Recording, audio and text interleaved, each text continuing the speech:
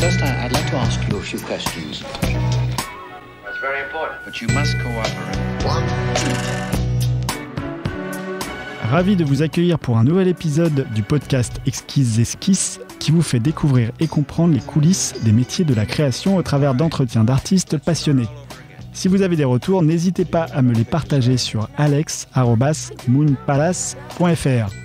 Je suis Alexandre Soubrier, réalisateur de films graphiques, et aujourd'hui j'accueille une immense illustratrice, Marie-Laure Cruchy, qui signe en tant que Cruciforme. Elle est l'autrice de plusieurs livres édités chez Gallimard, dont certains ont été primés dans de prestigieux salons.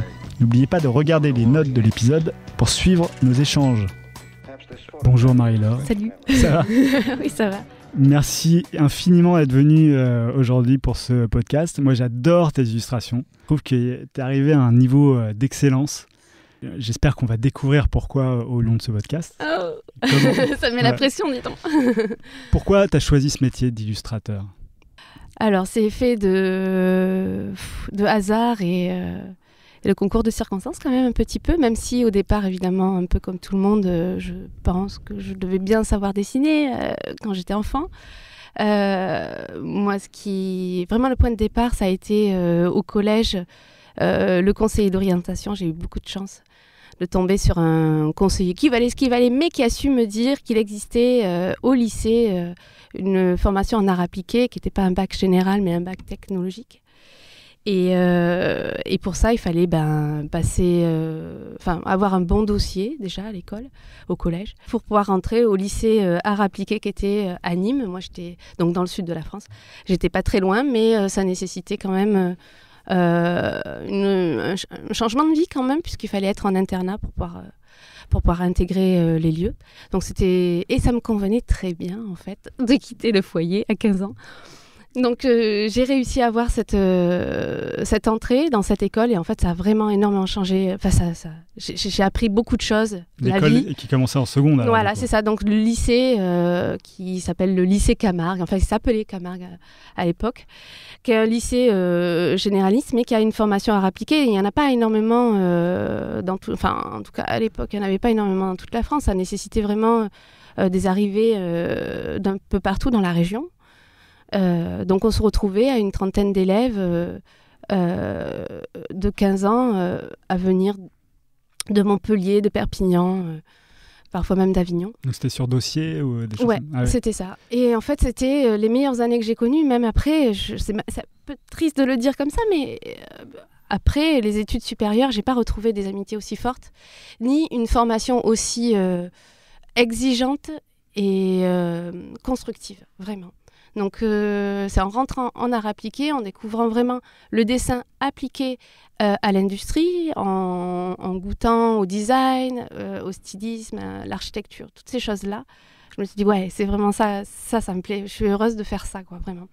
Et après, en terminale, au niveau de l'orientation, très concrètement, moi je voulais continuer à avoir cette vision d'ensemble, vraiment être polyvalent, pluridisciplinaire. J'aimais vraiment cette possibilité qu'on avait encore au lycée de toucher à tout.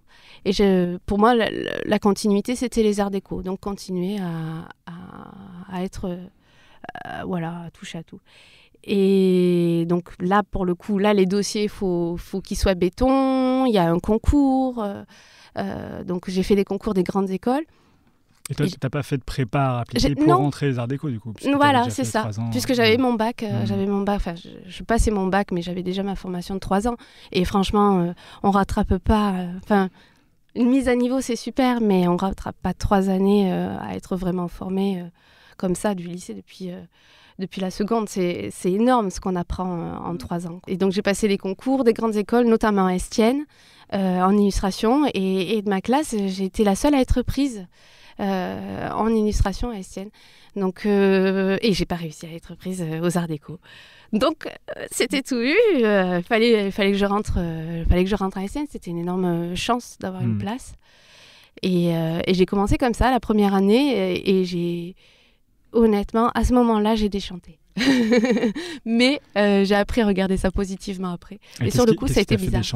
Parce que je sortais donc déjà de ce bac à appliquer qui était très formateur, des enseignants qui avaient autour de 30 ans, qui étaient très dynamiques, très et très exigeants. Vraiment des profs qui nous tiraient, vraiment, vraiment.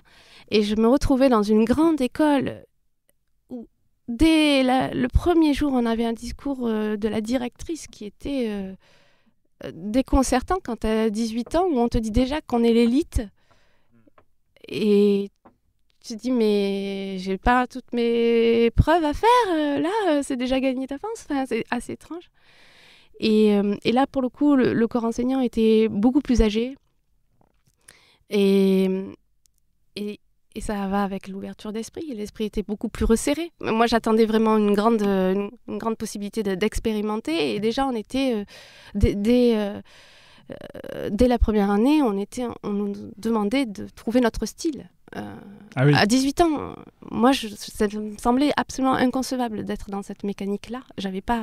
Pour le coup, j'avais été vraiment formée en art appliqué à être curieux et à expérimenter vraiment les styles. Donc, moi, le fait d'emprunter un style et de l'essayer à 18 ans, quand tu sais pas faire... Enfin, voilà, tu commences à peine à... Tu sais dessiner, certes, mais bon, il y a énormément de techniques possibles. Ça me posait aucun problème d'être dans cette mécanique-là. Or, c'était pas ce qu'on attendait forcément de moi à ce moment-là. Et du coup, tu restes à Estienne ou tu continues jusqu'à la fin? Alors, j'ai beaucoup hésité. J'ai repassé. Alors là, faut le savoir. J'ai quand même repassé le concours en cours d'année, donc entre les 2 années, entre le concours d'art déco, des arts déco. Ouais. Voilà, je l'ai raté à nouveau. Et j'ai sacrément persévéré parce que je l'ai tenté 4 fois quand même. Ah oui. Donc je devais être quand même sacrément bornée. Donc j'imagine que tu as passé au moins 4 ans à Estienne. J'ai passé 2 ans. Non, c'est compliqué. J'ai passé. Oh là, longue histoire. Ah. J'ai passé 2 ans à Estienne, donc j'ai fait le DMA illustration à Estienne. Ah oui. Qui était en 2 ans. Et puis, à l'issue d'Estienne, j'ai eu un super diplôme. Enfin, tout ça, c'est finalement très bien terminé. Et j'ai passé un super entretien en équivalence aux Arts Déco, qui s'est vraiment incroyablement bien passé. Et j'ai eu un échange avec le professeur où c'était, mais vraiment, on était déjà potes, quoi. À la sortie de l'entretien, c'était bon, on se retrouve en septembre. C'est super cool, content de te découvrir et de te trouver là-bas. Enfin, ça va... Et en fait, j'ai reçu un petit message, un petit courrier au mois de juillet, quand toutes les inscriptions étaient terminées, comme quoi, les Arts Déco, finalement, cette année, exceptionnellement, cette année ne prendra aucun élève en équivalence. Ah. Alors que j'avais eu une note excellente et que j'étais dans les premiers d'entrée, quoi. Donc voilà, je me suis retrouvée sur le carreau, à trouver une place tant bien que mal à la fac. Mais ce n'était pas un problème. Tu ne pouvais pas commencer à travailler déjà avec un DMA en illustration? Non, par contre, je sentais que j'avais pas les bagages, pas suffisamment. J'étais pas assez déterminée pour travailler. Je m'étais pas trouvée encore. Vraiment, moi, je le dis. 2 ans, 20 ans. Du coup, tu n'avais pas trouvé ton style, tu veux dire? J'avais pas trouvé mon style, mais j'avais pas grand-chose à dire, en fait. Très concrètement, j'avais des affinités, j'avais des centres d'intérêt, mais de là à dire... j'ai des convictions, non, c'était pas ça. Donc du coup, j'ai fait une licence d'art appliqué à Paris, qui, elle, c'était très intéressant au final. Tout ce parcours fait de sorte de pourquoi, ah merde, pas de chance, enfin voilà. Tout ça était très complémentaire si tu y réfléchis un petit peu avec du recul. Ce qui était bien à la fac, c'est que je passais d'un extrême à l'autre. C'est que j'avais, là pour le coup, on nous demandait, fac d'art appliqué, donc pas de spécialisation. On se remet à penser de manière transversale, avoir un regard sur tout, sens critique. Vraiment un esprit affûté. Alors que quand j'étais à Estienne, on était sur la technique. On essayait de développer, parce qu'on développait notre style, parce qu'on apprenait l'illustration au sens vraiment métier d'art. J'étais vraiment on se contentait d'une certaine façon, mais on se focalisait vraiment sur la maîtrise et la technique de l'illustration. Donc tout ce qui était vraiment beaucoup plus de l'ordre de la réflexion, que ce soit théorique ou esthétique, on en était quand même assez loin. Donc finalement, le fait de faire la fac d'art appliqué pendant 1 an et de faire cette licence, c'était hyper complémentaire. J'ai senti, et d'ailleurs j'ai continué, j'ai fait la maîtrise alors que j'étais rentrée enfin aux Arts Déco.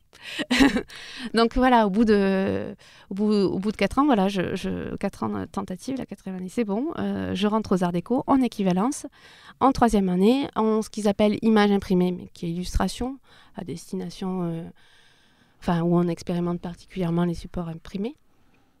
Et en parallèle, je fais la maîtrise parce que je sens que c'est très complémentaire d'avoir les deux et que je sens que la philosophie aux Arts Déco est assez proche de la fac d'art appliqué. En fait, proche d'Estienne au sens où c'est un espace d'expression, où on se focalise sur l'illustration et en même temps plus ouvert parce que, et donc plus proche aussi de la fac, au sens où on va quand même un peu plus nous demander de faire un travail de réflexion. Donc voilà, je savais que j'avais un bon bagage en rentrant en équivalence, parce que ça soit vite et que de toute manière, c'est comme un BTS, un DMA, c'est quand même une formation poussée. Donc je savais que j'avais un bon bagage technique, j'avais à développer un peu plus la partie plus théorique, plus conceptuelle. Donc j'y voyais de l'intérêt. Et puis les cours n'étaient pas non plus... on n'était pas noyés de travail, donc c'était possible. C'était quand même possible de faire... c'est à peu près possible de faire les deux. Et du coup, tu sors des Arts Déco, ouais. Et là, tu te sens prête pour affronter le monde du travail ? Je sens que c'est le moment maintenant. Ouais. Maintenant, il va falloir se lancer quand même. Ça fait 5 ans. Faut y aller, quoi. En fait, tout le bagage théorique que tu pensais ne pas avoir à la sortie d'Estienne, du coup, tu l'as eu avec les Arts Déco, les arts appliqués. Ouais, c'est ça. J'avais un peu plus on grandit, on développe des connaissances, une culture, un regard sur le monde. On commence à se dire, ah tiens, moi j'ai plus d'affinité avec ça. J'aime tel artiste plus que les autres. Apparemment, c'est quand même ça avec lequel j'ai plus d'affinité. Moi, à l'époque, j'avais eu la chance de rencontrer Paul Cox et ça m'avait énormément influencé, déterminé. Donc, ce que j'ai développé quand j'étais aux Arts Déco. Après, on n'en est pas conscient. Quand on est dedans, dire « Ah, j'aime bien faire ça, j'aime bien jouer avec ça. Ah tiens, je vais continuer dans cette direction. » C'est vrai, il y a Paul Cox qui fait des trucs un peu dans ce sens-là, ça me plaît bien. J'ai bien envie de continuer comme ça. Et puis, on se rend compte que c'est carrément un sillon, quoi. Il y a vraiment une catégorie, un genre, enfin voilà. Et, parce que Paul Cox, c'est un artiste assez libre, qui fait un peu ce qu'il veut. Très libre. Ouais. Oui, voilà, c'est une liberté que j'admirais. Moi, je pense que déjà, voilà, ça commence par ça. Et il était professeur aux Arts Déco? Non, il était... déjà, il a été jury quand j'étais à Estienne. Donc, il a été de ceux qui a jugé mon diplôme et avec qui j'ai pu discuter de mon travail. C'était très intéressant. Il a fait des interventions en amphithéâtre aux Arts Déco. Donc là, je l'ai revu à nouveau. Et voilà, avec ce discours continu, égal à lui-même, très, très, très, très bien. Et mais voilà, je savais que j'aimais, mais tout le monde le connaissait, puisqu'on avait déjà à l'école, c'était pas ma découverte ou le truc... voilà. C'est juste, moi, c'était quelque chose auquel je m'étais attachée plus particulièrement. Et donc, j'ai développé, quand j'étais aux Arts Déco, j'ai développé des mécaniques graphiques qui étaient des jeux d'images, langage. C'est comme ça que je les appelais. C'est parce que je mettais en place des alphabets de formes géométriques, des choses très, très simples et qui reposaient sur la modulation. C'était à la fois des langages codés, donc parfois j'utilisais les formes vraiment comme un alphabet et comme des mots, donc je les posais les unes derrière les autres et comme ça on avait des phrases qui se construisaient mais de manière complètement codée, c'était purement graphique. Parfois, le niveau dessus, c'est je vais essayer de faire des illustrations avec ces formes, donc du coup c'était avec les lettres du mot, donc ces lettres qui étaient des formes. J'essayais de représenter ce mot, donc le mot poule, je l'illustrais avec les 4-5 lettres du mot poule. Donc, forcément, avec des formes géométriques, ça fait des choses extrêmement minimales, mais assez ludiques. Donc comme ça, je me définissais une série de contraintes, des libertés, Je me donnais mon cadre de jeu, en fait. Et c'était hyper ludique. Enfin, en tout cas, pour moi, c'était hyper amusant. Donc, de l'exercice de style, en fait. C'est vraiment le territoire dans lequel j'aimais évoluer, jouer avec des exercices de style où je me donnais des contraintes et des libertés. Et voilà. Pour moi, c'était vraiment mon territoire quand je suis sortie des arts déco. Mais ça m'a pas donné de travail. Et c'est un territoire que tu étais une des seules à explorer, ou c'est ce qu'on t'apprend à explorer? Non, j'étais seule. Après, on connaissait Loubapo, Loulipo. Il y en avait d'autres qui avaient plus d'affinité, peut-être un peu plus de ce côté-là. Mais c'est de l'exercice de style aussi. Hein. C'est juste qu'est-ce qu'on en fait chacun. Il y en a d'autres qui connaissaient, il y en a d'autres qui s'intéressaient absolument pas à ça. Ce qui est bien, c'est que quand même là-bas dedans, on avait quand même une belle diversité de personnages, de personnes qui ont des affinités totalement différentes.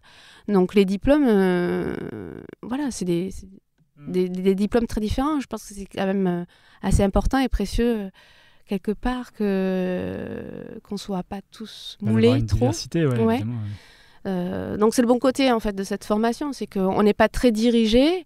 C'est l'avantage et l'inconvénient. On n'est pas très dirigé, donc ça peut être très flottant.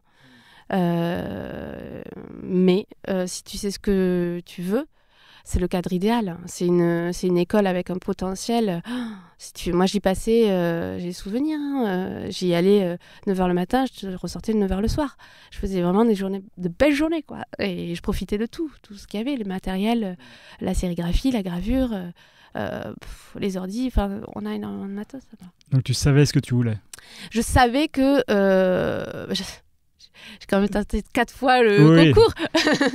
Donc, ma foi, je savais que je voulais rentrer. Putain, que j'ai pas fait ça pour rien, quoi. Mais rentrer dans les arts déco, c'est une chose. Après, savoir ce qu'on veut en faire et savoir ce qu'on va faire à la sortie des arts déco, c'en est... Non, voilà, je savais pas ce que je voulais faire vraiment à la sortie des arts déco. Je voyais que j'aimais ça. J'avais trouvé le territoire qui me plaisait.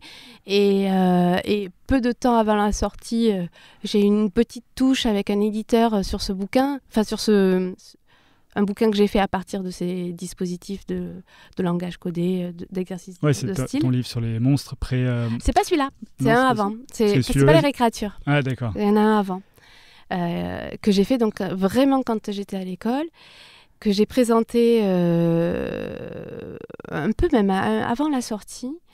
Et à l'époque, c'était les éditions Panama qui avaient été intéressées. Panama qui n'existe plus là, maintenant.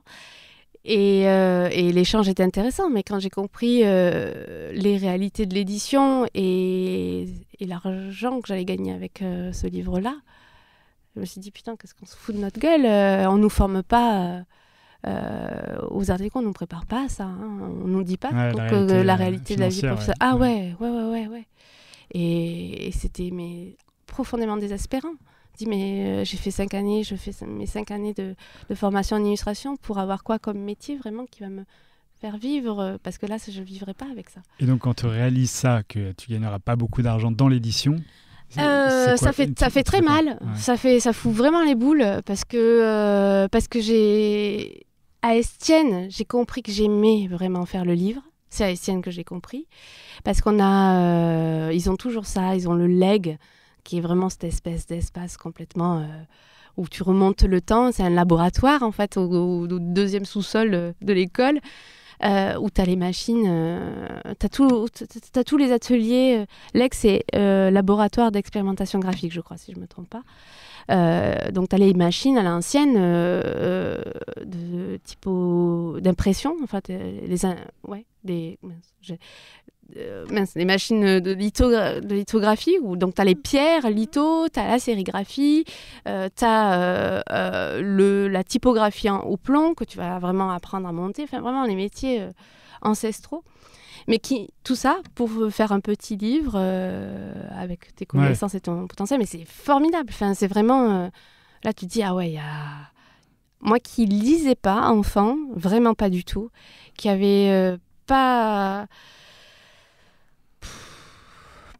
d'affinité, pas d'envie particulière avec la lecture, c'est en devenant acteur plus dans le livre que j'ai trouvé que c'était dans ce domaine-là que j'avais envie de m'épanouir. Donc, Tu parles de lecture littéraire ou de lecture imagée, enfin, genre bande dessinée ou, alors BD, pas du tout. J'étais mais absolument, je comprenais pas le sens. Je suis honteux, c'est totalement honteux. Mais je n'avais vraiment aucune affinité avec la bande dessinée. Et je pense qu'aujourd'hui encore, ça s'en ressent, puisque j'ai pas de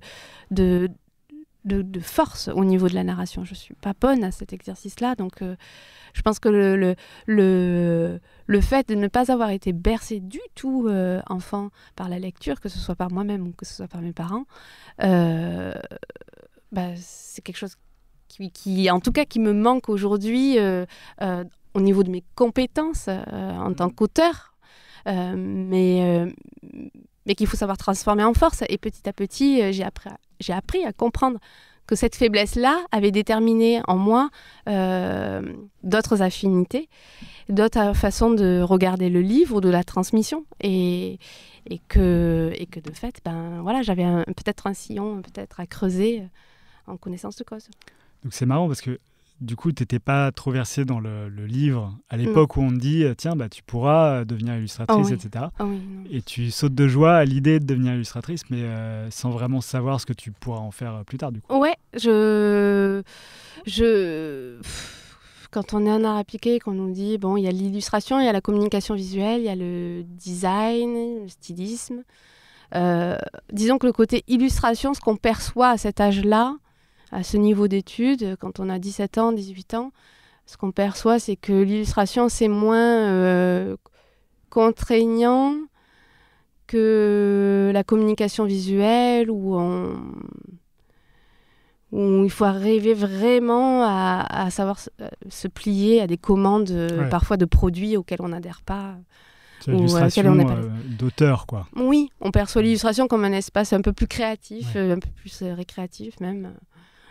Donc c'est plus voilà. Mais ce qui est dans le fond assez vrai, on a quand même c'est une chance quand même de faire une formation en illustration par rapport à la communication visuelle. Les deux sont très complémentaires, et même je trouve que la plupart des écoles l'ont très bien intégré à l'époque, moi, donc ça remonte à 2002-2003.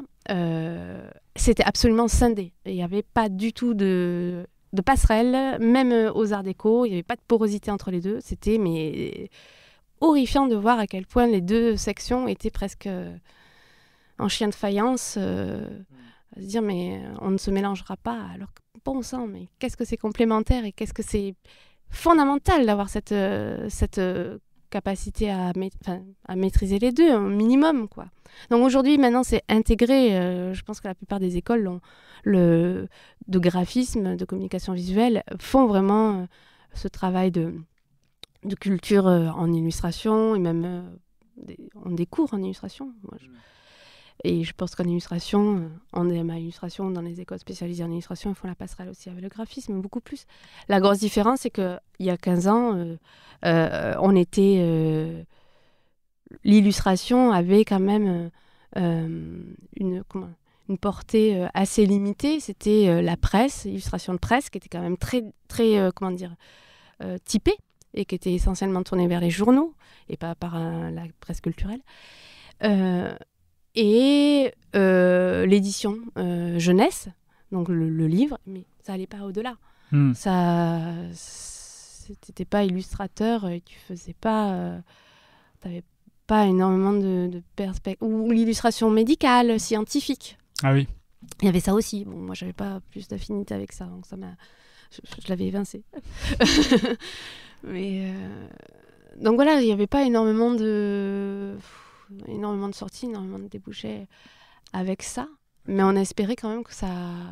qu'il y ait des métiers quand même, enfin qu'il y ait vraiment des métiers, mais c'était assez difficile. Ouais, c'est difficile d'avoir l'info aussi, de savoir ce que tu peux faire. On n'avait pas l'info.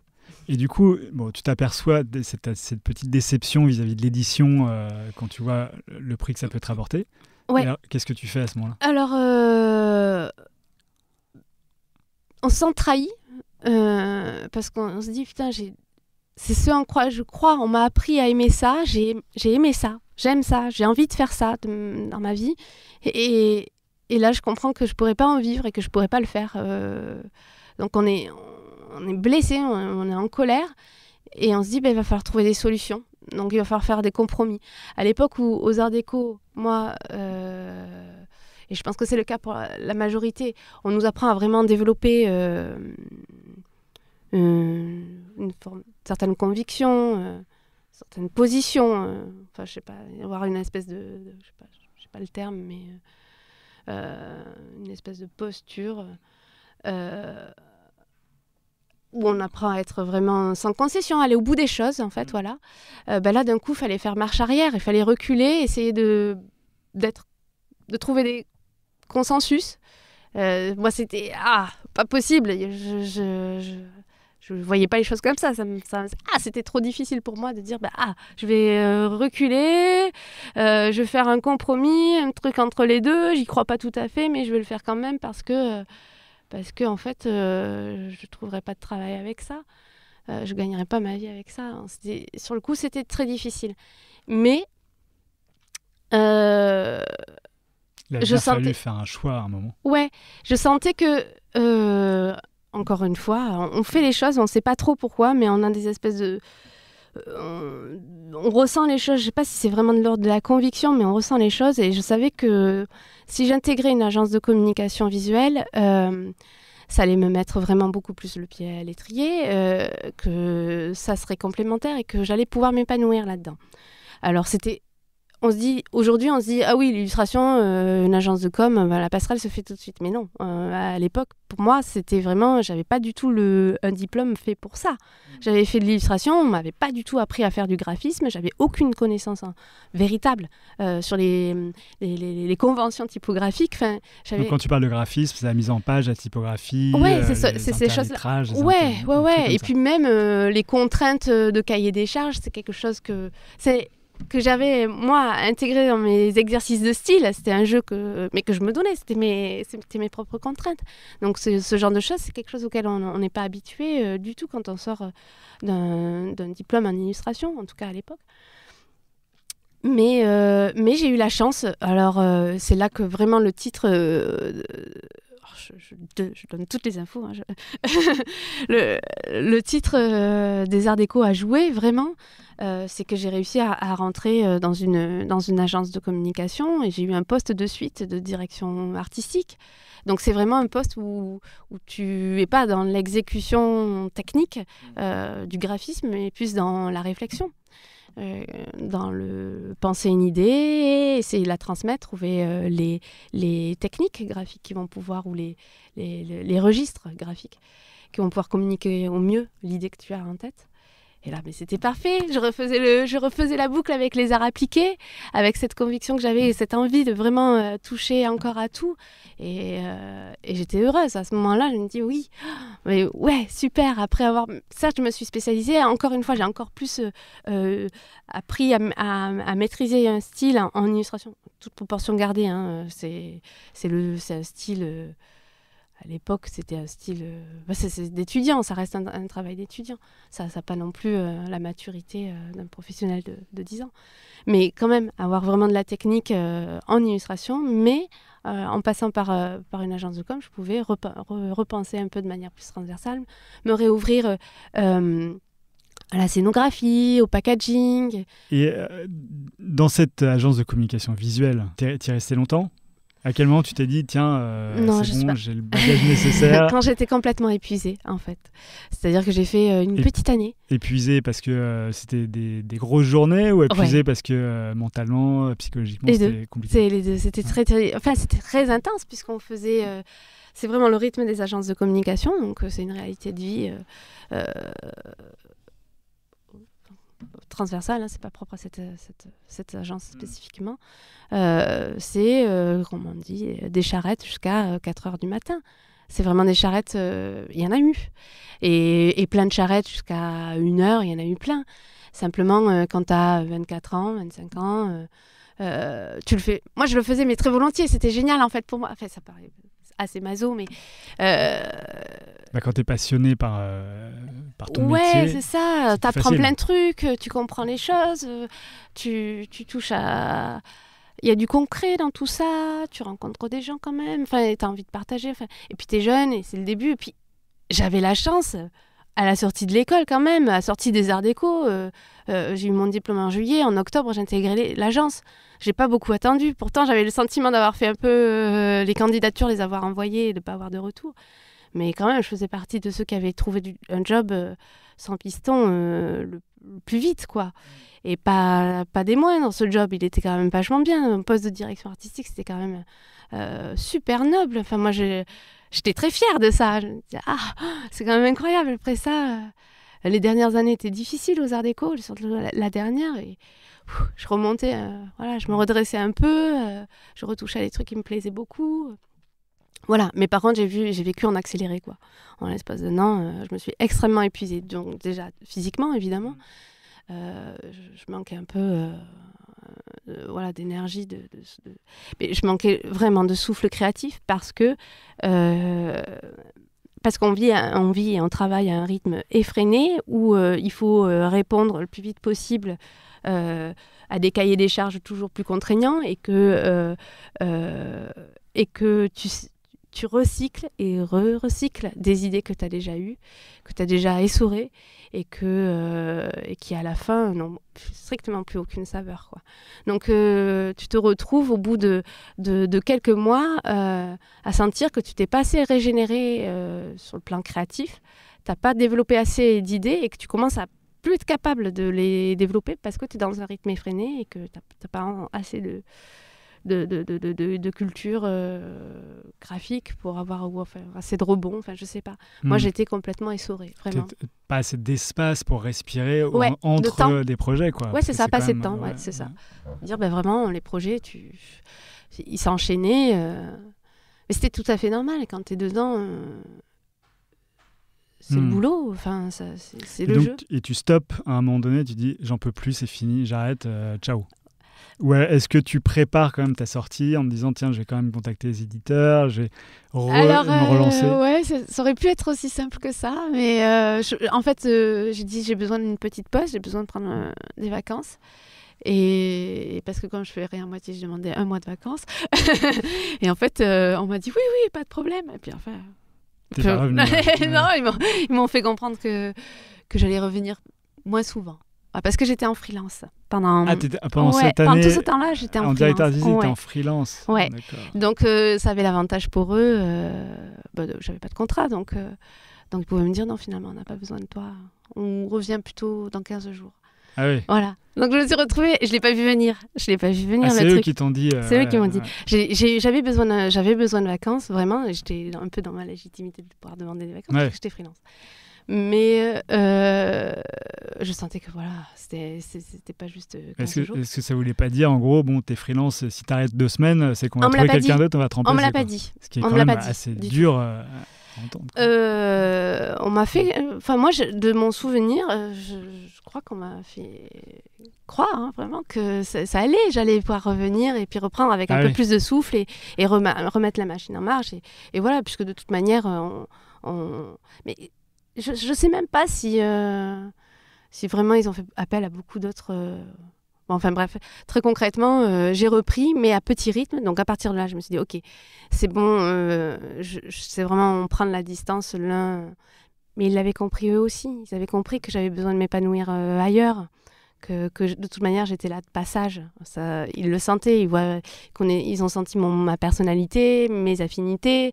Ils voyaient à quel point, pour moi, c'était viscéral quand des fois je travaillais sur des projets dont je n'adhérais absolument pas du tout à la philosophie de la marque.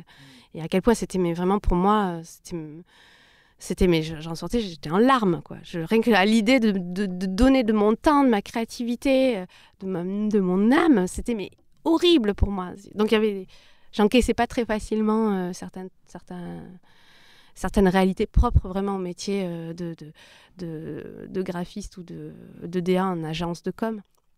Donc ils l'ont senti et quelque part, même si ça a été un peu en non-dit, voilà. J'ai pu prendre de la distance. Oui, ça s'est bien terminé, hein. Ça n'a pas été un problème. Donc j'ai pu prendre de la distance et là, essayer de me refocaliser un peu plus sur l'illustration. Ce qui voilà, il y avait tout à faire. Donc là, tu cherches d'autres clients à la fin pendant ces interstices qu'on te laisse, et tu cherches les clients, des éditeurs, et tu sais que tu veux travailler dans le livre, dans l'édition. Ouais, c'est ça. Je sais que je veux travailler dans l'édition, je sais que je veux faire de l'illustration. Je ne sais pas comment procéder, puisque je sais que dans l'édition, c'est d'une part pas très rémunérateur, d'autre part, non, à ce moment-là, je ne le sais pas encore, mais j'en vois beaucoup. Si, tu le savais déjà avant avec ton premier livre. Je savais que ce n'était pas rémunérateur, mais je ne savais pas que c'était assez ingrat aussi tant que tu n'as pas fait ton premier livre.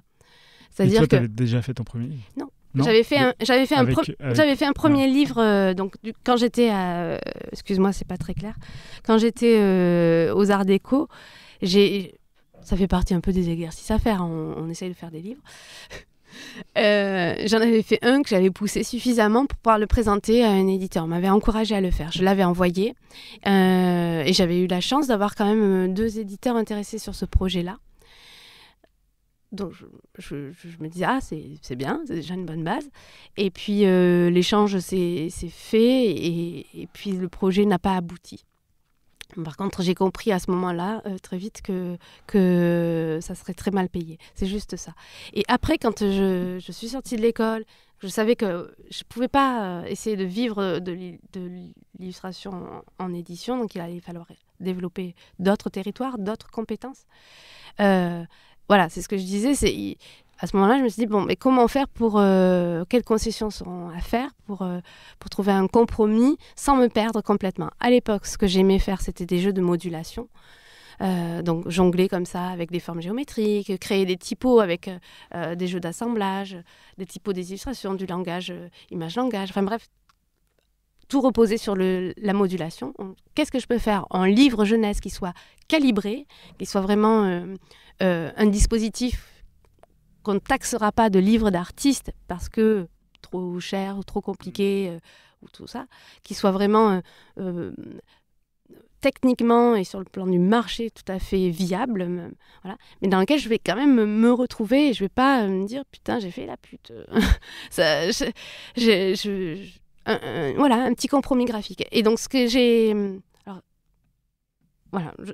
fait, ce que j'ai développé, c'est ces petits personnages, ces récréatures. C'est vraiment un petit jeu que je m'étais fait comme ça. Et je m'étais dit, tiens, peut-être qu'il faut les pousser encore plus, il faut en faire plus que ça. Évidemment, quand tu joues comme ça sur les logiciels avec tout un tas de formes géométriques, ça vient très rapidement, tu te mets à créer des personnages. Simplement, je n'avais pas de destination ou de dispositif de livre avec ça.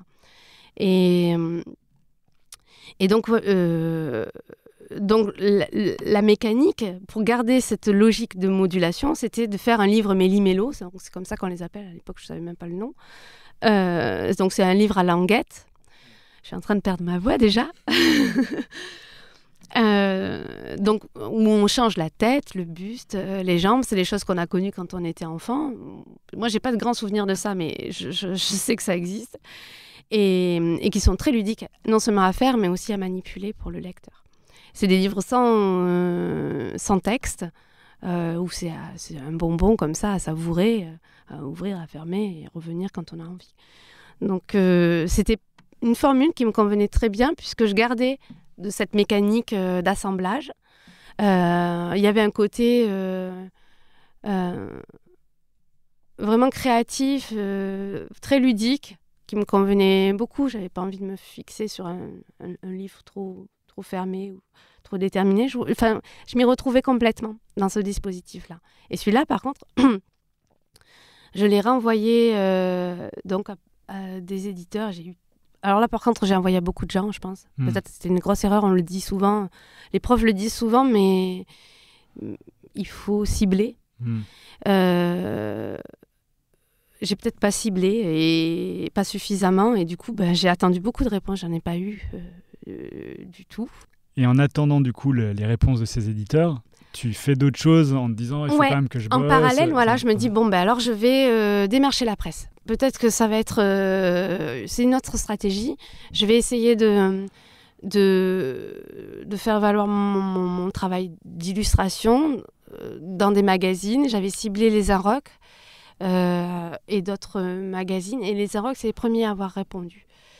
Et là, pour le coup, là, tu avais ciblé, ça marche. Ça a marché, ouais. Je m'étais dit, bon, alors peut-être que si je fais la presse et si j'arrive à avoir, qu'on me donne des articles, au bout de si j'arrive à en faire plusieurs, il y aura une fidélité, peut-être que ça me fera mon moi.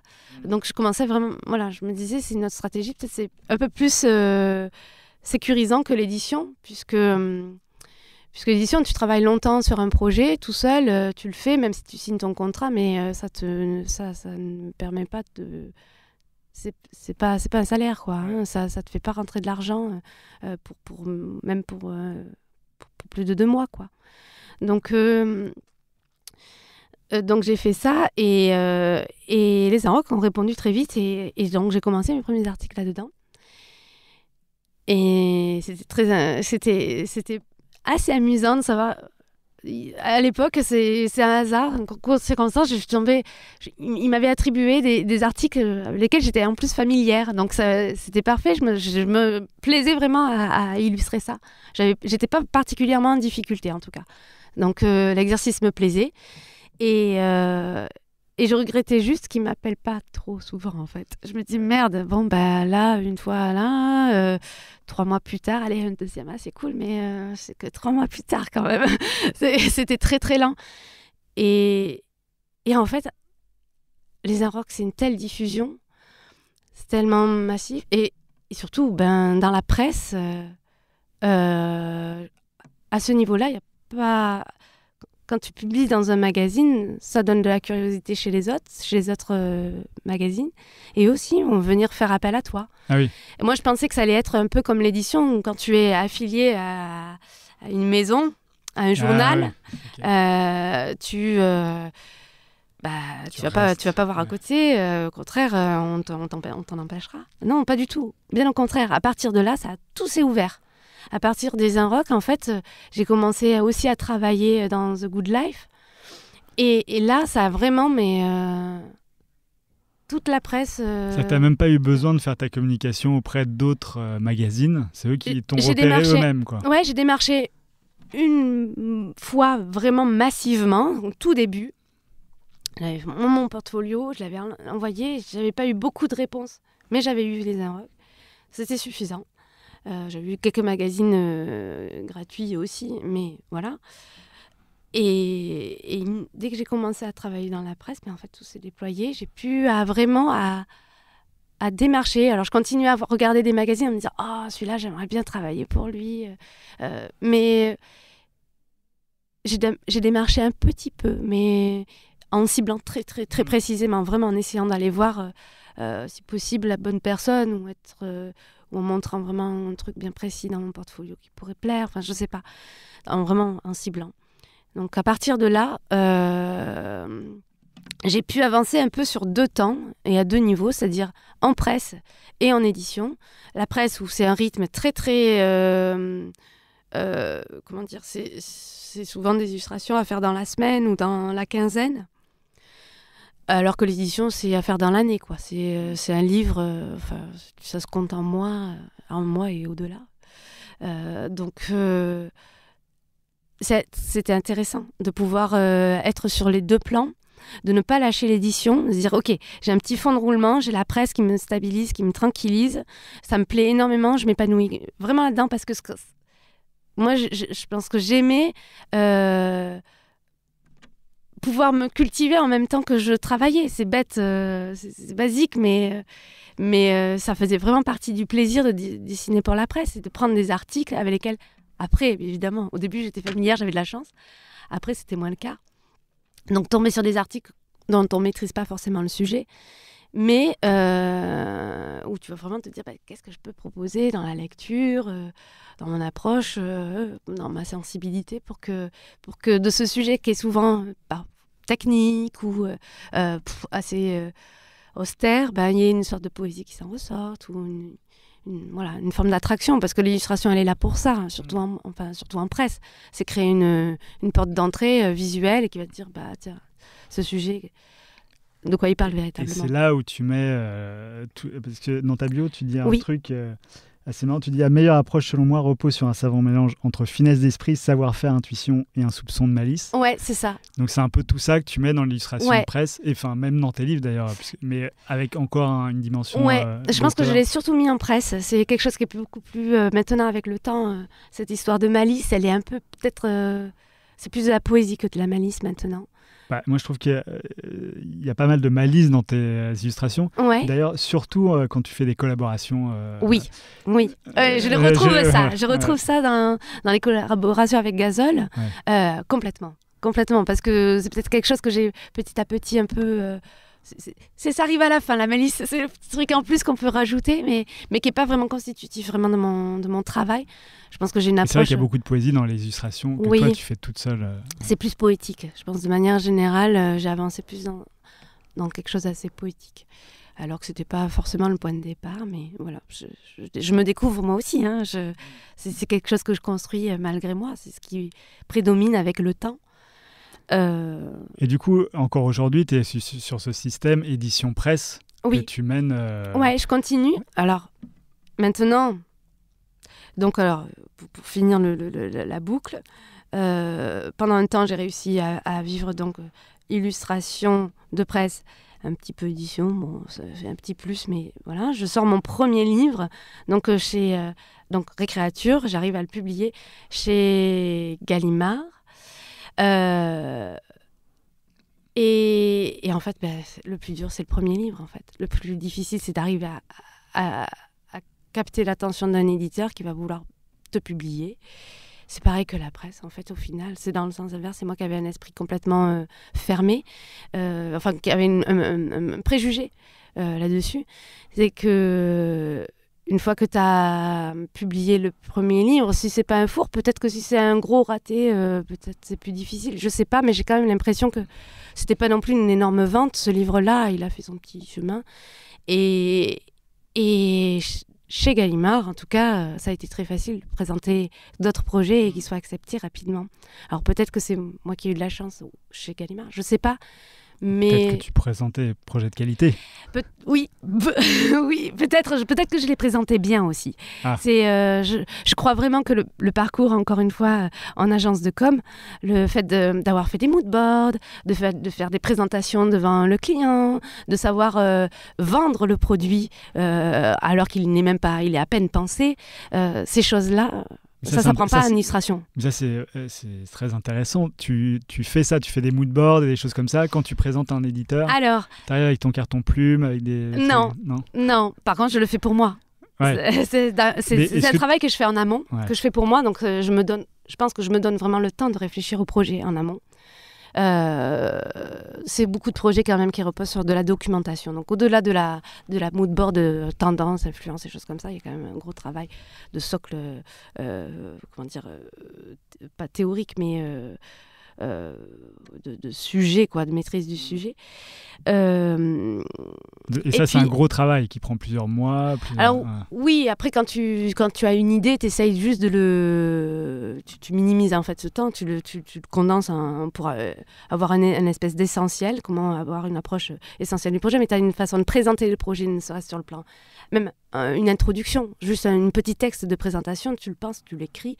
Je ne suis pas sûre que tous les illustrateurs raisonnent comme ça. Tu as une méthode de présentation assez définie. J'ai une méthode de présentation. Alors, je suis la moins bien placée pour pouvoir dire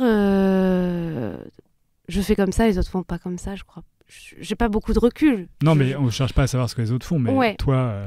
Oui, je pense que moi j'ai une méthode. Je sais que cette méthode-là, je l'ai héritée d'une part, déjà du bac à appliquer, mais beaucoup aussi de mon passage en agence de communication.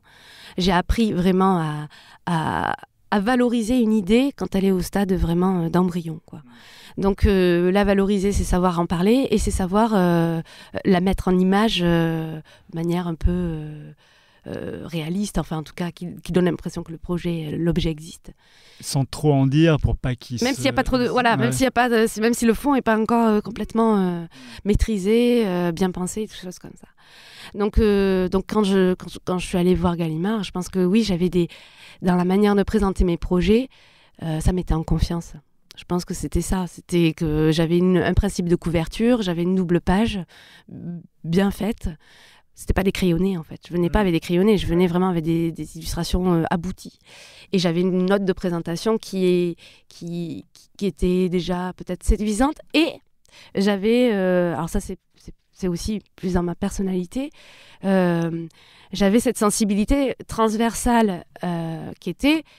Je fais de l'illustration, mais je fais avant tout du livre. Donc, quand je pense un livre, je ne pense pas qu'au niveau de l'illustration, je pense en format, en nombre de pages, en technique d'impression, en type de papier. Voilà, j'englobe toutes ces techniques-là en typographie.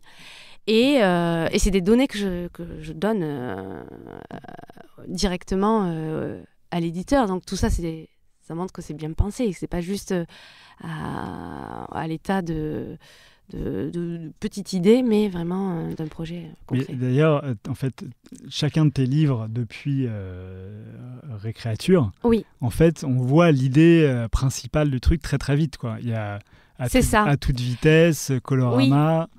C'est ce que j'appelle, moi, des livres dispositifs. Des Trompe-l'œil Trompe-l'œil, et à toute vitesse, Colorama et Récréature. Oui, c'est ça. Là, il en manque un dans la liste qui me... Attends, je vais retrouver. Dans l'ordre, Cabines aussi. Enfin, mais ça, c'est pas un projet initié par toi, non, c'est plutôt une commande, ça. Mais quand tu regardes ceux de Gallimard, donc ceux qui sont vraiment des livres d'auteur que j'ai initiés et que j'ai proposés à l'éditeur, donc c'est vraiment comme ça que ça s'est passé. C'est pas des projets qui m'ont été suggérés, c'est pas des idées qui m'ont été transmises, mais c'est vraiment des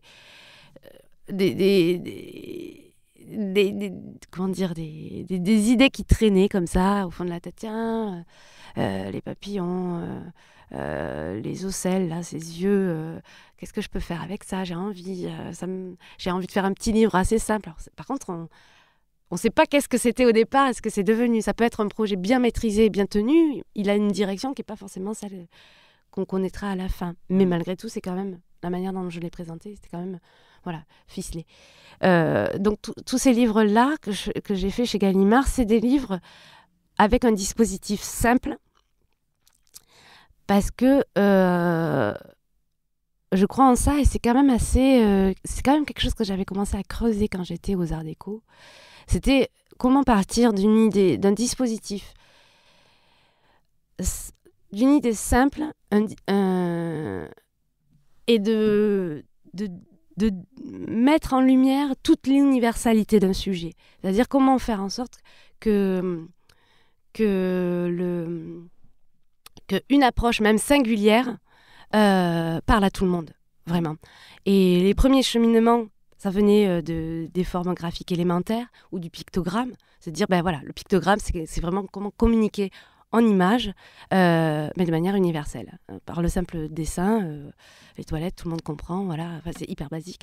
Donc il y avait comme ça partait vraiment de ce dessin synthétique, minimal, pensé vraiment dans la pureté, dans l'absolu. Et puis, par extension, pour sortir du pictogramme, comment, dans l'illustration, avoir une approche qui arrive à être universelle, parce que le sujet est simple et que l'intelligibilité du dispositif est immédiate. Donc à toute vitesse, c'est ça, c'est un livre sur la vitesse qui... On en connaît plein, il en existe plein des livres sur la vitesse pour les enfants, mais qui va développer un regard particulier, une approche, une vision du monde en juxtaposant des univers qui ne se croisent pas habituellement, qui sont des records et des performances dans le règne animal et des performances dans le monde des véhicules et vraiment des engins mécaniques. Ça, c'était l'idée de départ quand tu l'as présenté à Gallimard. C'est comme ça que je l'ai présenté. Ouais. Là, le livre n'a pas beaucoup changé et c'est d'ailleurs... Oui, c'est très proche de ce que j'avais amorcé. Les dessins c'est plus au niveau graphique que ça a évolué. Mais au niveau du dispositif, il était parlant, il était explicite et il se tenait.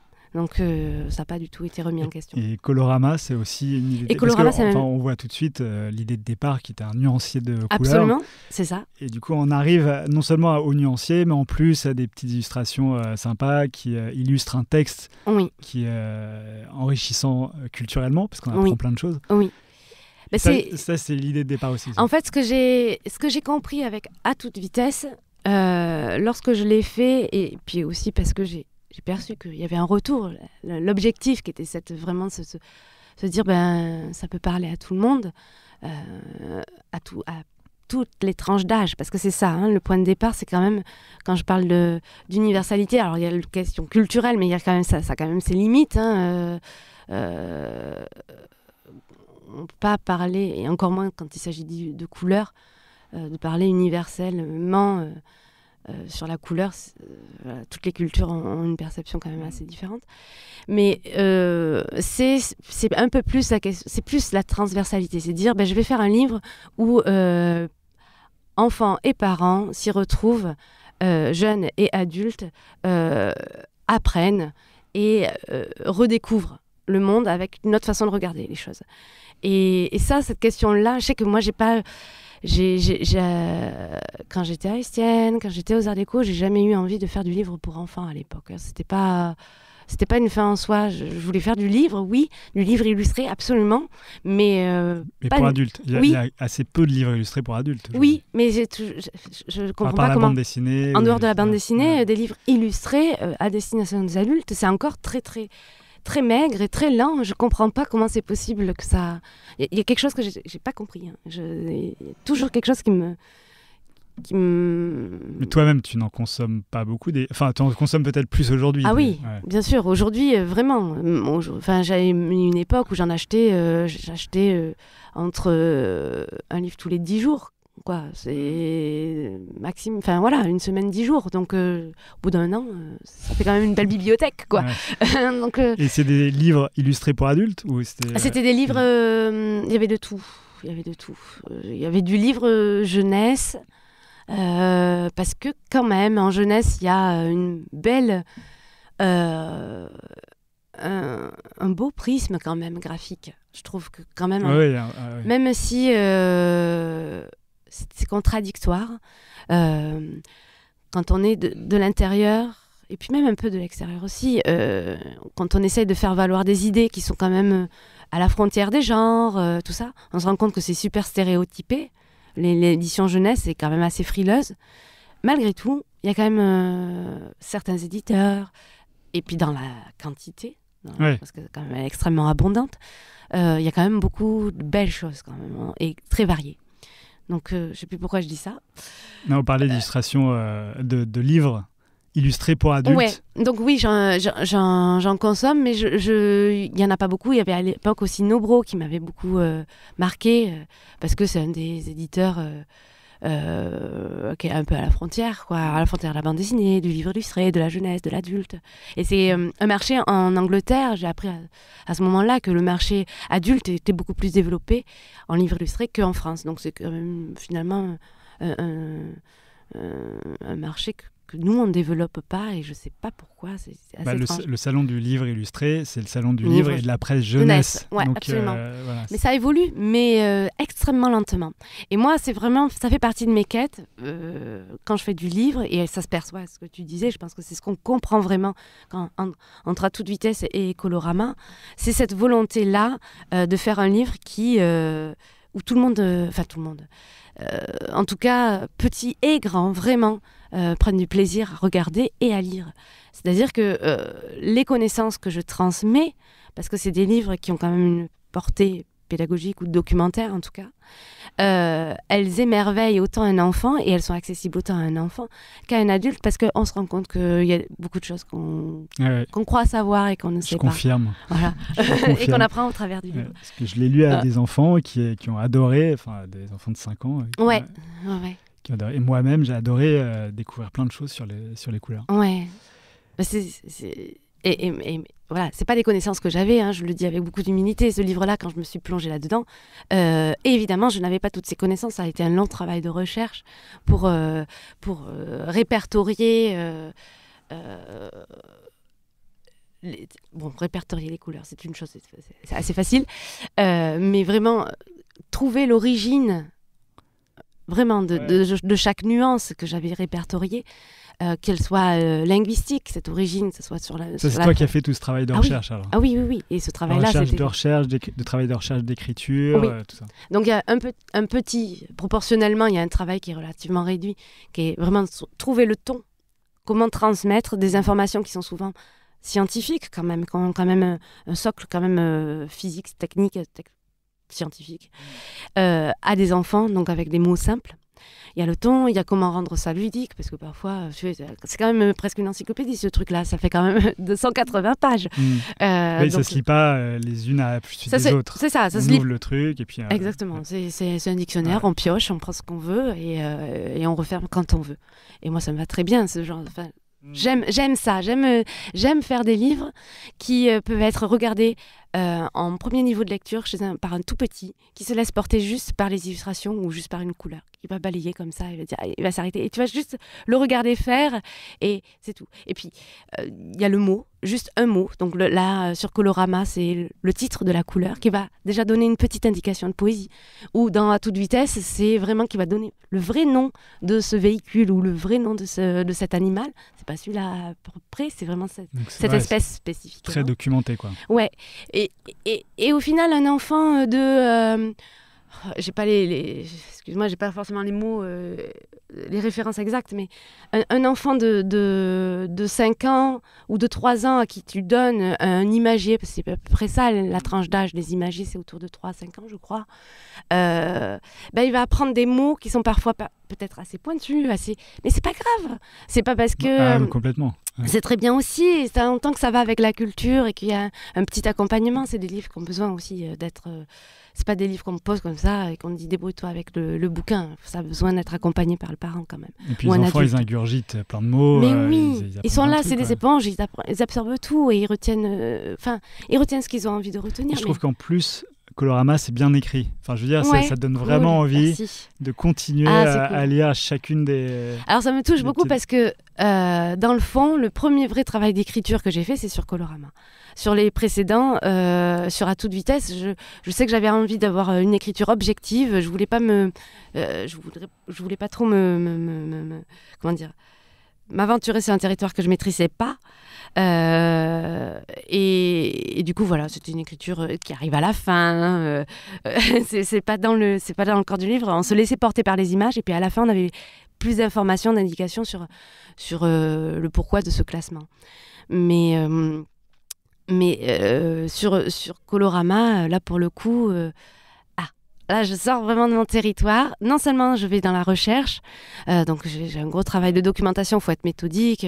J'ai appris vraiment à faire des recherches, alors que dans le fond, c'était plus approximatif sur les précédents.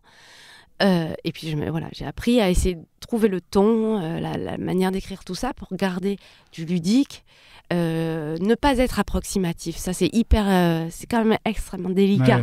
En plus en si peu de lignes. C'est ça. C'est hyper dur. 450 signes, voilà. Il faut que tout tienne.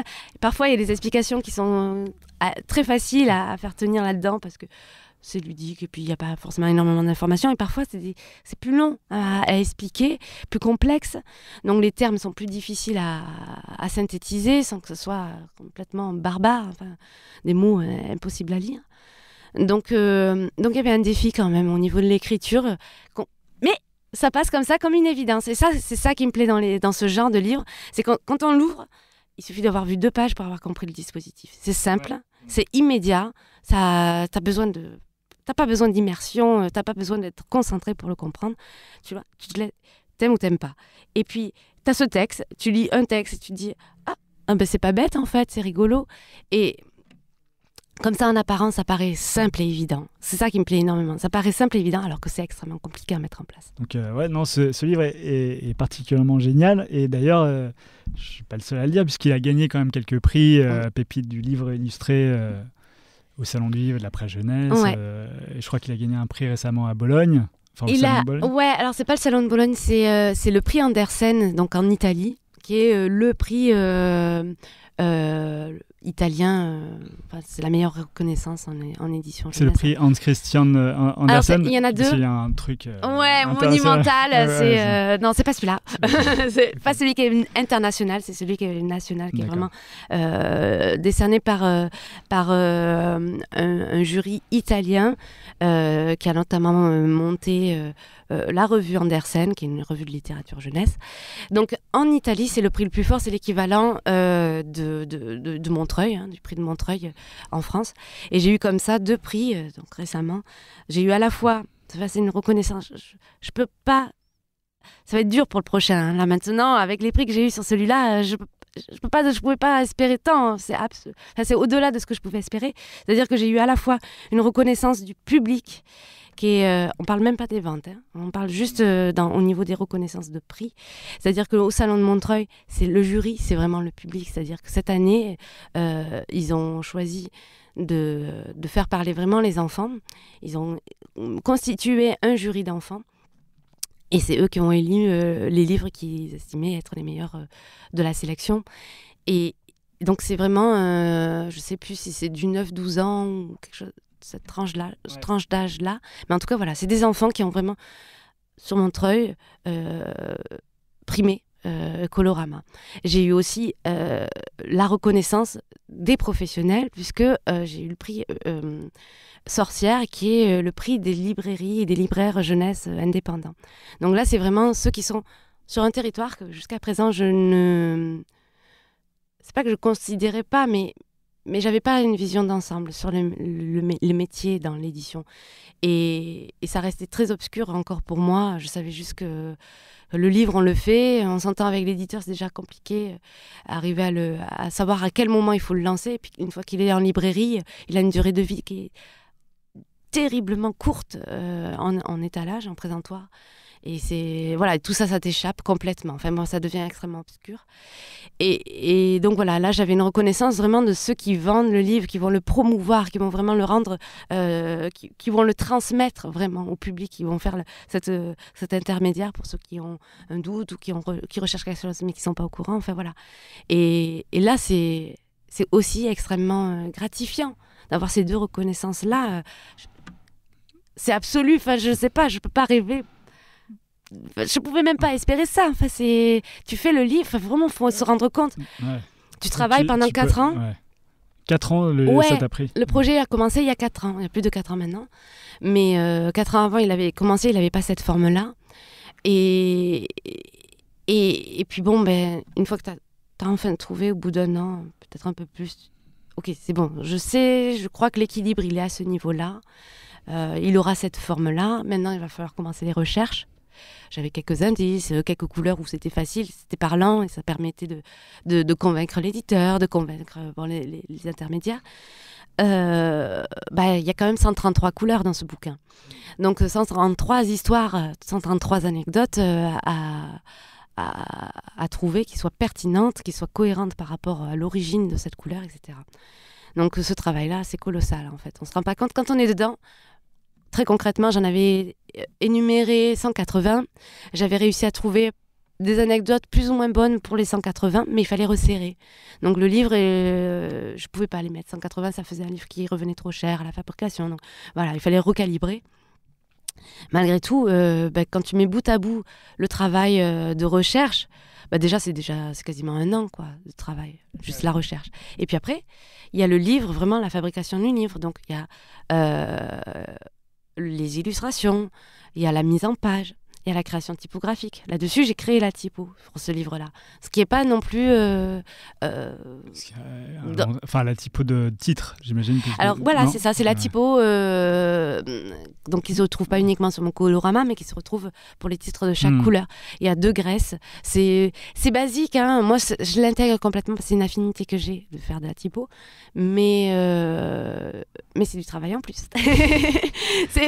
Pour moi, c'était absolu, il fallait que je le fasse. C'était quelque chose que je n'avais pas pu faire sur les précédents. Je l'avais fait un tout petit peu sur Trompe-l'œil et j'avais dû un peu abandonner sur À toute vitesse. Donc, je savais que je voulais le faire, quoi qu'il en soit. Et ça, c'était cohérent. Pour moi, la maîtrise de l'objet, elle est dans le... Enfin, le plaisir à faire cet objet, elle est dans la maîtrise de tous ces paramètres-là, dans la connaissance de la technique d'impression. Là aussi, c'est un énorme défi pour l'imprimeur et pour trouver les bonnes techniques. Parce que là, tu savais quelle technique tu voulais. Mais je savais au départ, évidemment. Alors moi, en ayant bossé en agence de com, qui plus est, qui était spécialisée dans le luxe, j'ai eu la chance de goûter à des techniques d'impression où c'était de la débauche de techniques d'impression où vous pouvez faire du gaufrage, des tons directs, en veux-tu, en voilà, des heures à chaud, tout ce que tu veux. C'était pas un problème financier. Là, j'arrivais en édition jeunesse, tout est calibré extrêmement sur un coût de revient très très réduit. Donc tout ça, c'était pas possible. Donc j'arrive, on va essayer de faire des temps directs ou je tentais des trucs et qui à chaque fois étaient balayés. Il fallait renoncer. Donc ça générait chez moi quand même pas mal de frustration. Je me dis quand même, putain, je fais un livre sur la couleur et on n'essaye même pas de relever un défi sur la restitution des couleurs, ça va pas. Vraiment, je sentais que là, ce qui dirigeait l'éditeur, c'était vraiment la question économique. C'était pas la question de la pertinence et la qualité de l'œuvre. Il fallait que ce soit calibré vraiment économiquement. Donc j'ai forcé jusqu'au bout et l'unique technique possible et qui reste économique en restant sur de quadrilles, puisqu'il n'y avait plus de Pantone, on restait sur de la quadrille, donc technique traditionnelle, c'était de faire un séchage HUV, qui est un séchage ultra rapide qui permet d'éviter que l'encre soit trop absorbée dans le papier et donc ternie en fait. Donc du coup les couleurs sont quand même mieux restituées par rapport aux exigences. Mais avant ça, il y avait tous les problèmes entre écran, photograveur, imprimeur, tout ça. Il y a des déperditions en fait au niveau de la couleur, où il y a de la restitution qui est approximative. Donc techniquement, c'est un livre qui est très intéressant aussi dans les contraintes et dans les défis qu'il relevait. Et alors, est-ce que tout ça, t'as réconcilié avec le monde de l'édition ? Parce qu'au départ, t'as senti une traîtrise, mais maintenant, c'est pas ça qui te fait vivre principalement, j'imagine. Non, absolument pas, du tout, toujours pas. Donc, réconcilier avec milieu d'édition, oui, parce que déjà, c'est plus facile de faire des livres, j'arrive un peu plus à faire passer mes idées, quoique, il y a toujours des bouquins auxquels je tiens énormément et qui sont toujours au placard parce que les éditeurs, en tout cas que je démarche, ne se projettent pas avec, ils le voient pas sur le marché. Donc il y a quand même un peu cette frustration-là, mais je sens que quand même maintenant, après la reconnaissance, en ayant eu ces prix-là, et c'est aussi des livres maintenant, enfin en tout cas Colorama se vend bien. Donc dans le milieu de l'édition, j'aurais tendance à dire, je veux pas vendre la peau de l'ours avant de l'avoir tué, mais je pense que là, je devrais arriver à avancer avec beaucoup moins de difficultés, même si financièrement, économiquement, ça reste très, très difficile. Donc, réconcilier. Malgré tout, je continue, et plus que jamais, à travailler sur d'autres territoires. Et même si la presse a diminué, c'est au niveau de la communication visuelle et de l'événementiel que je travaille plus.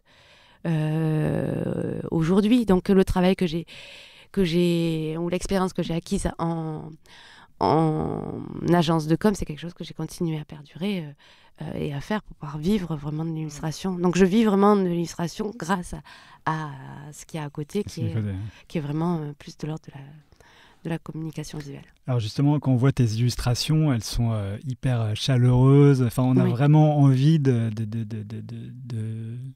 venir dedans, quoi, d'habiter tes illustrations. Ça me fait pas mal penser à des peintures plus qu'à des illustrations, comme de la peinture impressionniste, etc. Oui, complètement. Ok. Est-ce que ça fait partie de tes inspirations ? Enfin, quelles sont tes inspirations les impressionnistes, c'est un bon exemple. Ouais. Okay. En tout cas, ce qui est assez intéressant dans mon parcours, je ne sais pas si c'est vraiment perceptible de l'extérieur, mais si on arrive à retrouver mon portfolio du départ, donc il y a 10 ans, donc avec ses formes géométriques, qu'est-ce que j'ai ? Voilà, récréature. Donc on a les formes géométriques, des aplats, pas de matière. On est quasiment comme du papier découpé. C'est fait sur Illustrator. C'est parfait. Voilà. Et petit à petit, ce vocabulaire-là, hyper minimal, je l'ai nourri, puisque l'avantage d'Illustrator, c'est qu'on peut recycler tout ce qu'on crée à l'infini. Donc je m'étais constitué des bureaux de travail, comme je pense tout le monde fait sur Illustrator, où je stockais un peu toute cette matière. Donc petit à petit, de forme très simple, pour dessiner un objet, cet objet il s'est enrichi. J'ai commencé à faire des images sur la musique, où là, je faisais des Moog hyper sophistiqué avec plein de boutons, parce qu'il me suffisait de créer un bouton et de le multiplier, et j'étais là dans cette volonté d'enrichir mon vocabulaire. Donc petit à petit, de ces formes géométriques, je rentrais dans quelque chose d'un peu plus narratif, un peu plus illustratif, vraiment au sens j'arrive à raconter quelque chose avec cette image.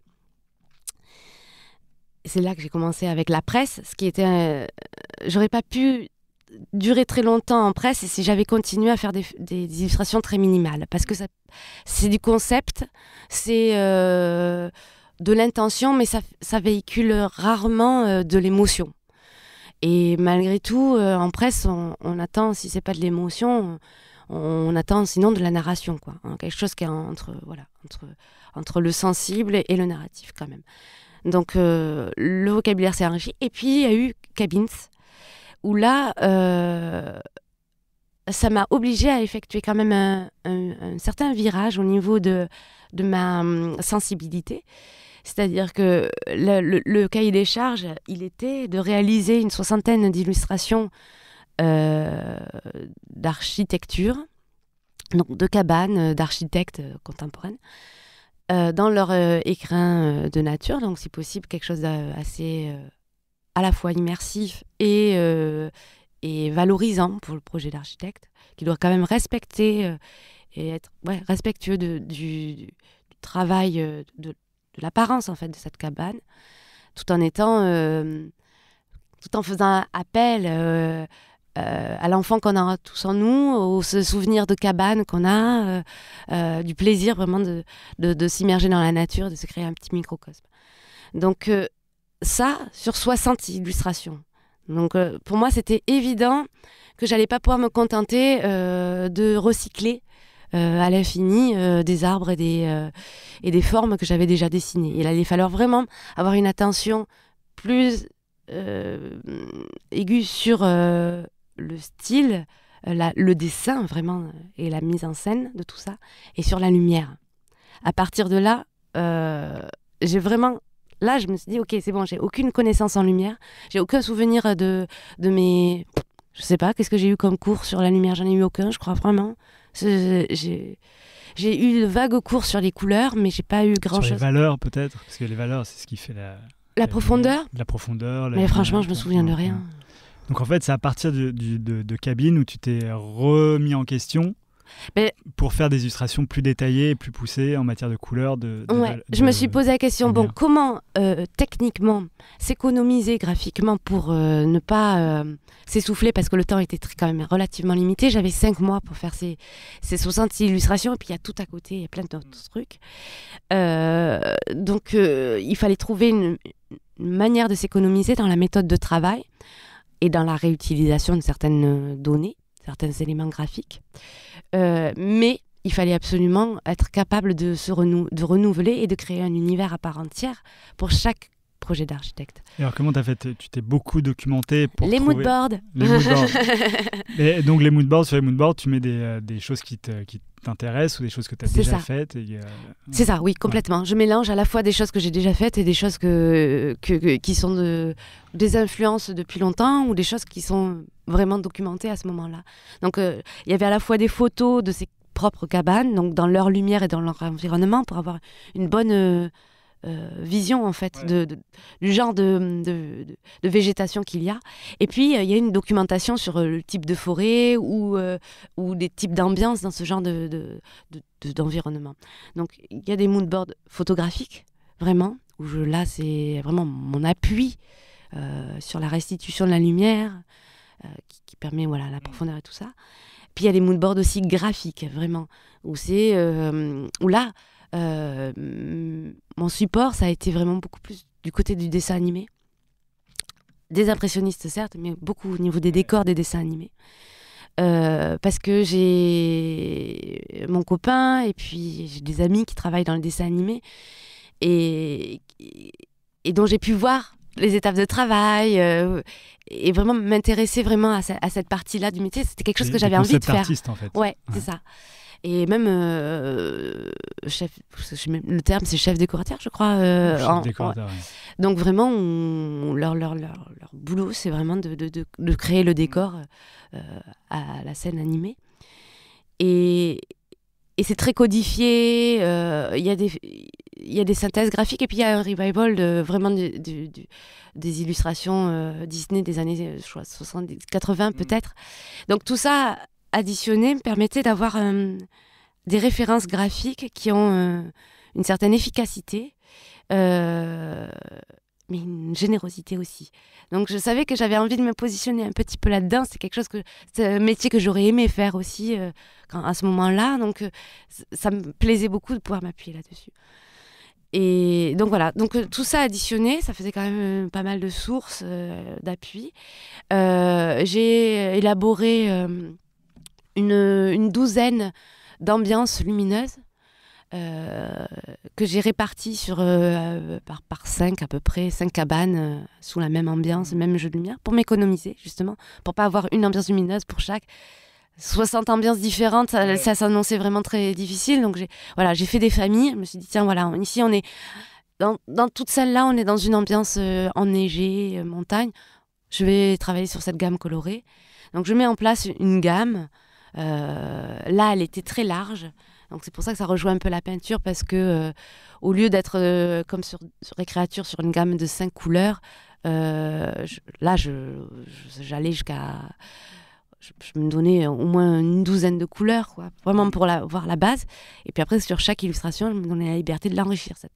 Mais malgré tout, ça donnait un point de départ et ça donnait une intention.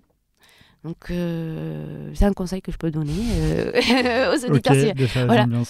Ouais, de se donner une gamme limitée. Ça aide vraiment à donner une intention, en fait. Même si après tu l'as enrichi, tu l'augmentes, t'ajustes, tout ça, il vaut mieux partir de ça que de simplement une photo et se dire ah oui, là il y a de ça, ou piper dans la photo.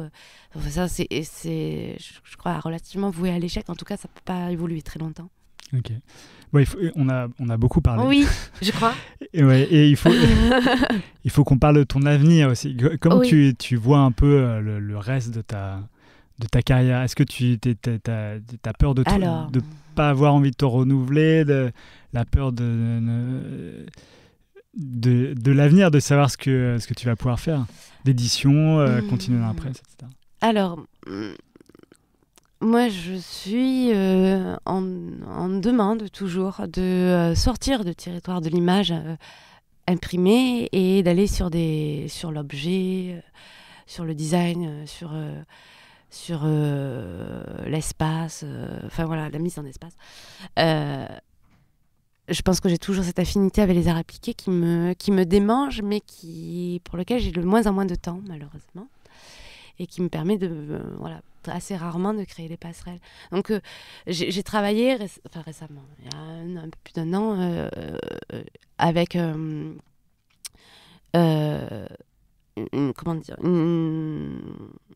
designer qui fait du bijou en marqueterie. Et c'était... alors moi, le bijou, voilà, il suffit de me regarder, je ne porte rien, je n'ai ni boucle, j'ai rien. C'est pas mon centre d'intérêt, au prime abord. Mais là, on était en marqueterie. On était vraiment sur de l'artisanat d'art. Et là, il y avait vraiment... voilà. On est dans l'objet, on est dans du volume, on va essayer de créer un motif. Ça, je rejoins les mécaniques avec cahier des charges, des contraintes, des possibilités. Tout n'est pas possible en marqueterie. Et comment essayer de penser le dessin pour qu'il soit faisable techniquement et réalisable. Et j'ai adoré ça.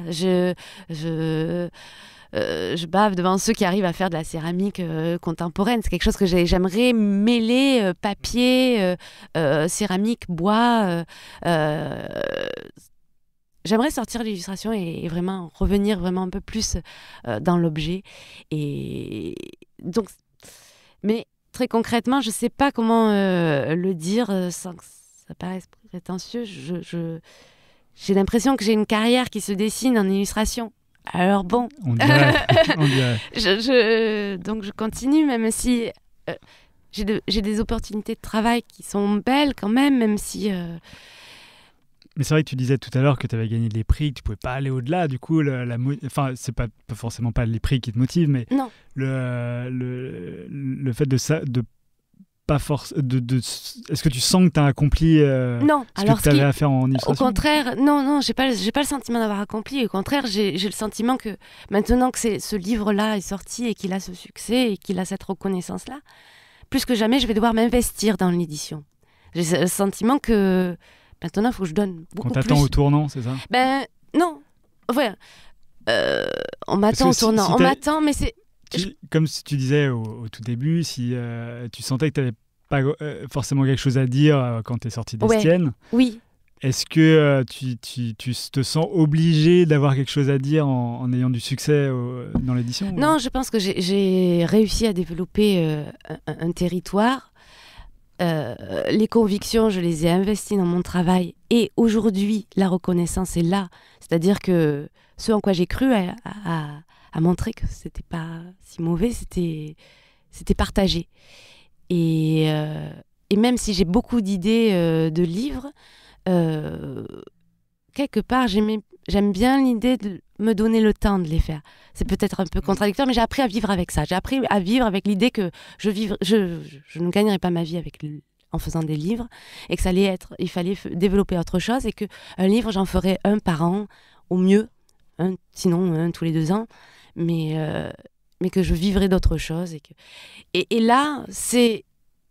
T'as l'impression qu'on te donne un peu la pression, quoi. Ouais, on me demande, je crois, qu'on me demande vraiment de m'investir plus dans l'édition pour en faire plus de livres. Parce que t'as l'impression que qui te demande ça? Ton éditeur, le public Oui, les deux. Les deux, les idées, j'en ai, j'y pense tout le temps. J'ai plusieurs livres qui sont en attente. Il y en a un sur lequel je travaille actuellement et qui est très long, qui est très laborieux. Donc il va sortir un jour. Il sortira, mais alors là, je sens que ça va être la même histoire, ça va être 4 ans, tu vas voir. En théorie, c'était censé être un livre plus simple, mais dans la pratique, sur lequel j'ai beaucoup de difficultés. Alors voilà, j'ai quand même des difficultés, toujours. C'est pas gagné, au contraire, j'ai pas le sentiment, loin de là. Et c'est des difficultés au niveau de la réalisation parce que graphique. Je sors de territoire. Là où j'ai un peu le sentiment, pas d'avoir fait le tour, parce que j'en suis quand même pas là, mais d'avoir bien déterminé un territoire avec Colorama. C'était amorcé avec À toute vitesse et j'ai l'impression de l'avoir bien maîtrisé avec Colorama.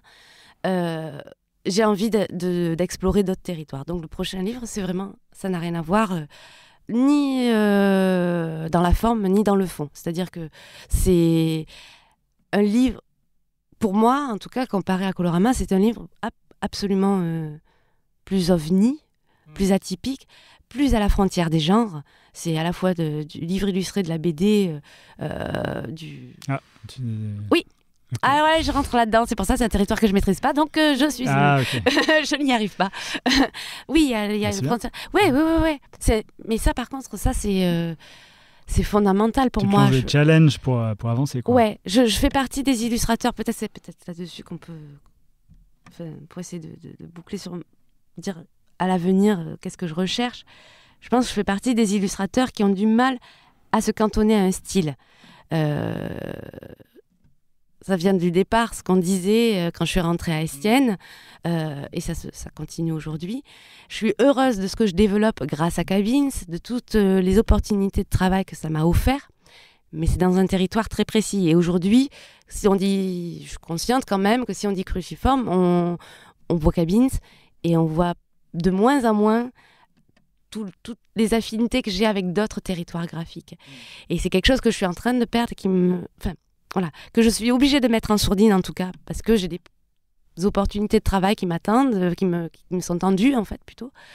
et qui sont dans un territoire bien précis. Donc, j'en suis...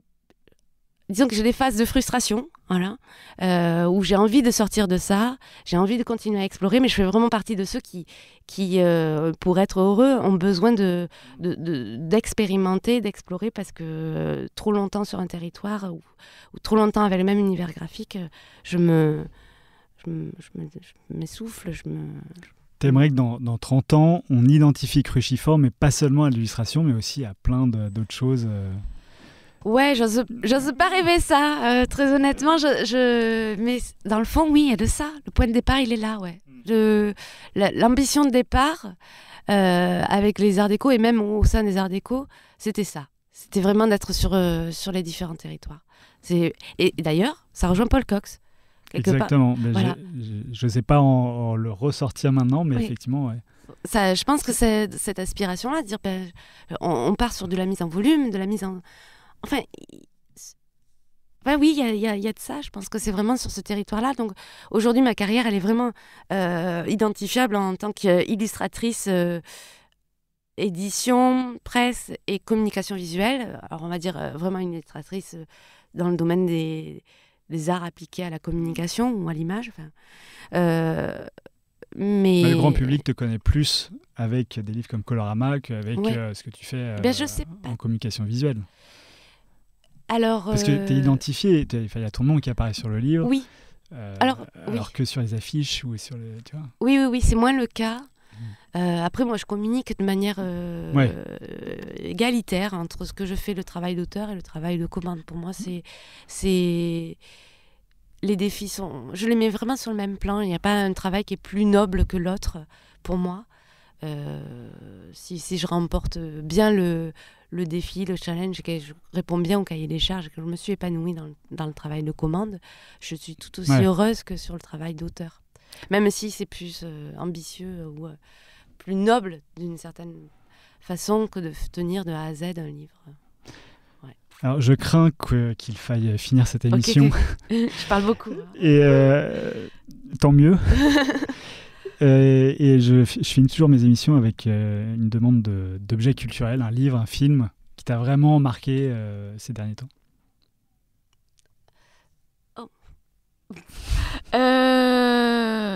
Alors, j'ai rien qui me vient. J'ai rien qui me vient. Je suis désolée. Enfin, la seule chose qui me vient, c'est ni un livre ni un film, mais j'ai été bouleversée. C'est ridicule. J'ai revu. Non, c'est vraiment ridicule. Il y a un documentaire, je ne sais même pas si ça fait longtemps qu'il est sorti, mais il y a un documentaire sur les attentats du 13 novembre du Bataclan qui est... Je ne sais pas si on peut dire que non, mais c'est ridicule parce que c'est pas culturel au sens promotion de la culture. Ouais. C'est pas ça. Mais voilà, je me sens absolument... affectée, vraiment, ça m'a complètement replongée, ça m'a retourné, mais bon, c'est comme tout le monde, enfin, qui est insensible. Excuse-moi, c'est ça qui est un peu dans ma tête depuis quelques jours. Là. Ouais, voilà, c'est ça me lâche pas. En tout cas, merci beaucoup Marie-Laure d'être venue. De rien. C'était vraiment passionnant. Où est-ce que tu préférais qu'on te suive sur les réseaux, sur Instagram, sur ton site? Les deux, comme on veut. Ok, partout. Voilà. Site, mais je mettrai en fonction des affinités de chacun. Okay. Voilà. Merci beaucoup. De rien, avec grand plaisir. Voilà, c'est fini pour aujourd'hui. Si vous êtes arrivé jusque-là, c'est que l'épisode vous a sans doute plu. Alors n'hésitez pas à le partager, en parler, le commenter ou m'envoyer un mail sur alex@moonpalace.fr, ce qui m'aidera à poursuivre ces entretiens. Merci et à dans 2 semaines pour un nouvel épisode. Ciao. You don't understand. I absolutely refuse.